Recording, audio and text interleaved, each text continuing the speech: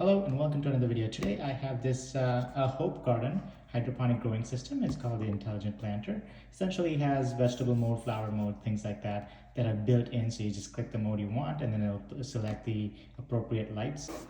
For most people who do home hydroponic system, it's for fresh herbs, which 8 pods should be plenty. Looking at the specifications here, you can see that it's 2000 milliamps power input. Has very low noise, less than 40 decibels, so you shouldn't be hearing the pump run all the time. And it's a pretty small footprint, so let's open it up and see what's inside. Looking inside, right off the bat, you have the user manual. So your light system is pre-assembled already, so you have nothing to put together. You can increase the height of your light just by pulling up like this. Inside, you have your entire kit. Happy gardening. You have seed pods in here, looks like 8 of them. You have the baskets. You have some caps and labels and covers and things like that. You have a power adapter included. You have some nutrient bottles included. So the nutrient is the most expensive part of hydroponic systems, and they include a starter nutrient kit, which is pretty good. There's usually fertilizer A and B.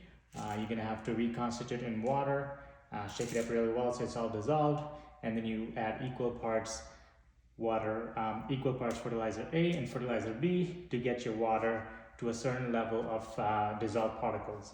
So typically you want to use distilled water, or if you have a nice water filter at home, which is going to get the dissolved particles to below 50, that's what you want. I have one that gets it below to 0, so I'm going to use that water. And then when you are germinating your seeds, you want to have about 350 dissolved particles if you start at 0. And then when your seeds are germinated, you add more nutrients to get that to 700. Before we get started with setting up the system, let's go over with some of the features included in this particular hydroponic growing kit. So as you can see, there's a clear window here where you can tell what your water level is. Maximum water level is 3, so you want to keep it between 2.5 and 3 at all times. So you might have to add some water every couple of days. Looking to the back here, you have the power out to the air pump in there, or the water pump in there. You have the power input here, so you're going to plug your adapter in. Before you set it up, you want to be in the location where you want your hydroponic system to be set up, because it may be a little bit more difficult to move once you have the water in here. To pull it up and down, you're just going to hold it like this and then thumb on top, and then put pressure on the bottom here as well to pull it up. And you do that because you don't want to, break the plastic and stuff like that, and so you just want to kind of make sure you put in enough pressure on there. Now the light will not need to be this tall once you have your seeds in there, but we're going to pull it up to the tallest height so that you have some space to work with. This is a 0 water filter system that I use to get my water to zero total dissolved solids. So I'm just putting water in there to show you that I am truly at 0 dissolved. So right now it says 0. If I put it in here, I'm at 6. I'm not sure if you can tell, but I'm at 6, which is pretty low, which is as close to 0 as you can get. If you get distilled water from the store, you might be able to get all the way to 0. But when the filter was brand new, I used to get 0 even with this 0 water solution. So anyways, so that's where we're at 005, which is pretty close to 0, and I'm happy with that. So what I'm going to do is fill these bottles up with that 0 water or the distilled water to get me started as far as fertilizer. Now I already have fertilizer for my other hydroponic system, but I'm going to go ahead and set this up with you all just so that you know what to do as well. As far as the instructions on here, you just fill the bottle all the way up and then shake till it's completely dissolved.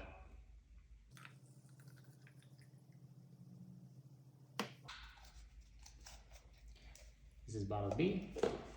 So if you look at the bottle, I'm at the 100 ml mark, which is where I need to filter. Once you have your fertilizer dissolved and you have your distilled water, you're ready to go. So I'm still waiting on my water to filter through, but while that's happening, we can go ahead and set up our system. So essentially, plant fertilizer B is much easier to dissolve than A, so make sure you're shaking A well enough to get this milky solution. Okay, so we have that ready. Let's go ahead and open up our accessories here. So the most important part here are the growing pods, and these you can buy new ones at any local gardening store or hardware store, whatever. You can buy more of these, so don't worry if you break them, lose them, whatever. Next planting season, you can always buy new ones. These baskets are also something you can buy new of, but you want to make sure you're getting the right size. As far as the tray on top, as you can see here, there's this one hole that you cannot put a pad through. It has a different opening on there. As you can see with this is the hole which you're going to use to add water. So we're going to keep that covered up for now. As we get more water, we'll use that. So this is how your top's going to sit. We're going to drop a pot into the basket and then drop it in here, right? So let's go ahead and set it all up.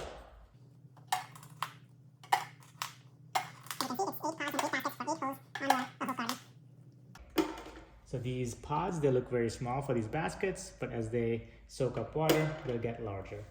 Okay, so you can use a spray bottle to add water, or you can just, as I add more water, I'm just gonna pour it on top so that I can make them all moist. What else do we have in this kit?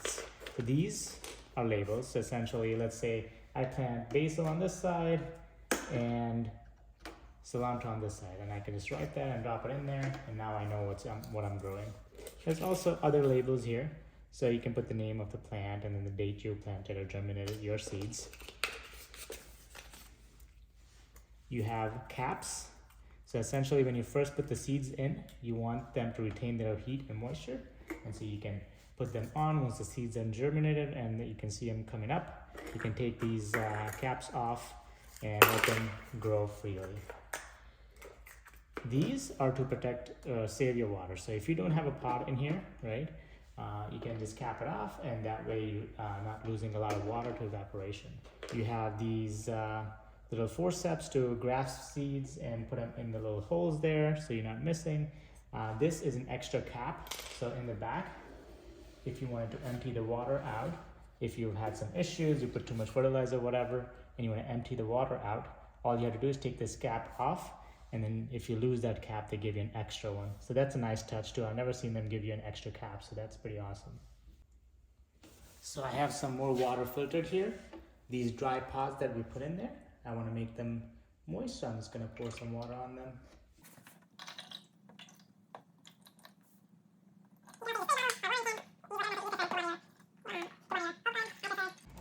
And then you can take the cap off here and add the remaining water through that hole.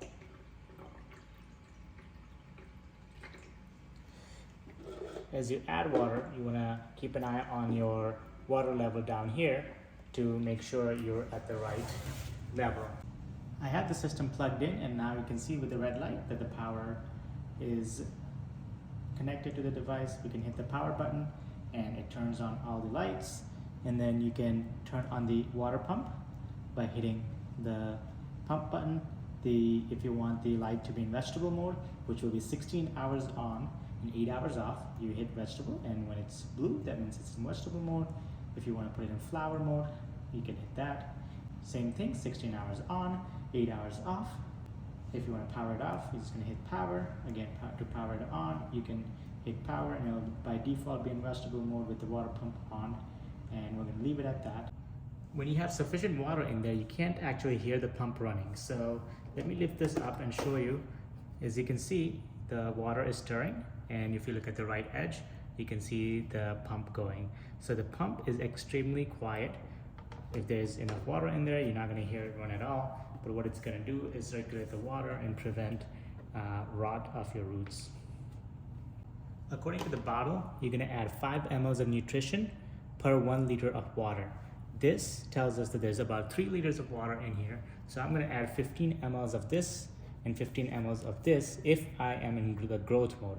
I'm not in the growth mode. right now I'm just going to be germinating my seeds. So I want to be at half nutrient, which means I'm going to be adding 7.5 mLs of A and then 7.5 ml of B.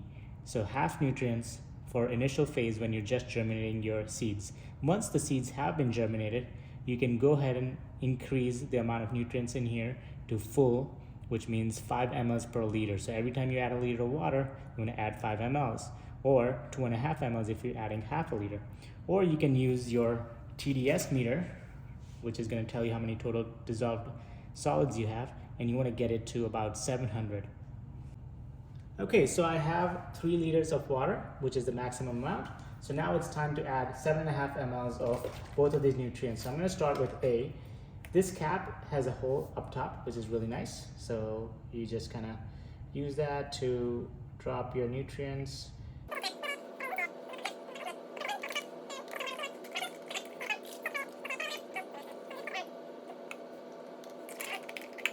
For this hydroponic system, I'm going to be growing cilantro as well as basil. So I have another hydroponic system where I've made a mistake and grew too many different plants, and then some of the plants will overshadow the others. You want to, if you're starting off, you want to start with only a couple of different plants, and then you can add as you go. As far as how many seeds you put in there, that will depend on the type of seed. So certain seeds will have a very high germination rate and certain seeds would have a very low germination rate. So I know that these seeds, the cilantros, unfortunately don't have great germination rates. So I'm going to add more than what would be required with other seeds. But that kind of you just kind of have to play around and see what you get.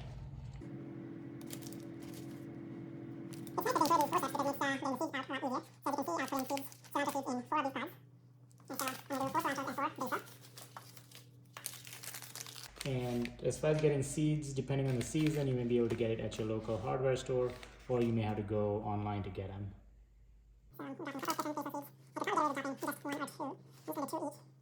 You can always, if 2 of the plants germinate and you only wanted 1, what you can do is just cut one of them off or pull it off when it's still pretty young. So that way you get the amount of plants you want. Of course, that's wasteful of the seeds, but the seeds are fairly cheap. All right, so now that you have the seeds in your pods, you want to make sure that your pods remain dry. So you want to cap them off with the provided caps. So they give you these round caps, which are perfect size, and you're going to just place one on each.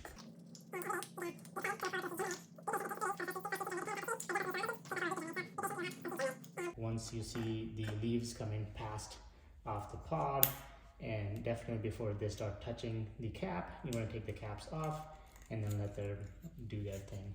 And you want to continue adding water as you get below that 2.5 liter mark. You definitely don't want it to get too much below 2.5 liters because you need the roots to keep getting water and nutrients.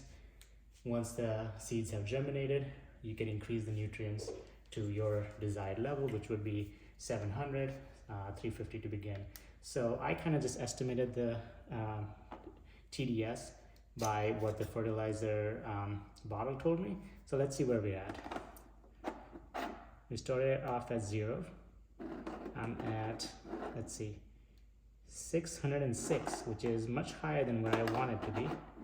608, yeah, that's much higher than where I want it to be. I want it to be at around 350, but we'll see how it works. I think usually as long as you're not at full nutrients, you're probably going to be okay, but you want to kind of keep an eye on that. So it's a little higher than where I wanted it to be, but that's okay. As I add water, I won't add nutrients, and that will kind of dilute out. And then once it germinates, I want to be around 700 anyway, so I'm pretty close to that. If you don't have one of these, you can buy it off Amazon, or that zero water, like water filtration kit. Some of them have that in there. So that's it for this video. So far, I'm pretty happy with this Ahopegarden Hydroponic kit. If you have any questions, leave them below and I'll be happy to answer. Thank you for watching.